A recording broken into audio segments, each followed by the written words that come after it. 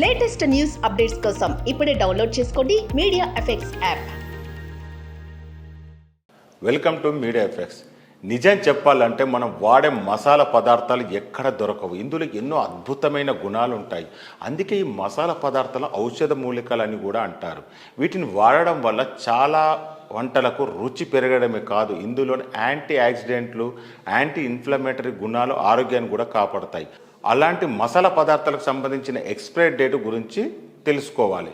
ఈ ప్రశ్న అడగగానే చాలామందికి వీటి గురించి ఎక్స్పైరీ డేట్ ఉంటుందా అని ఆశ్చర్యపోతారు.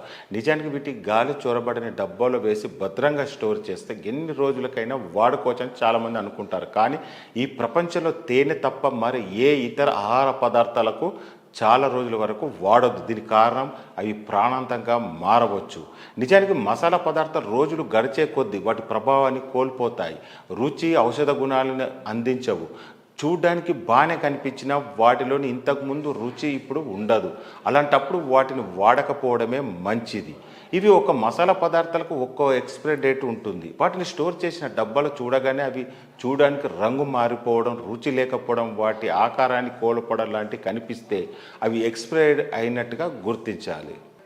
మామూలు మసాలా కంటే పొడి చేసిన మసాలా కాస్త ఎక్కువ కాలం నిల్వ ఉంటాయి. అయితే వీటిని కూడా మరి ఎక్కువ రోజులు పెట్టకూడదు. నెలల తరబడి మాత్రమే వాడడం మంచిది. అప్పుడే అవి తాజాగా ఉంటాయి. వీటిని సరిగ్గా స్టోర్ చేయాలంటే మంచి కంటైనర్ చూసి గాలి చొరబడకుండా స్టోర్ చేయాలి. వీటిని వాసనలు చూస్తే అవి వాడచ్చా లేదా అని తెలిసిపోతుంది. కాబట్టి అలా వాడుకోండి.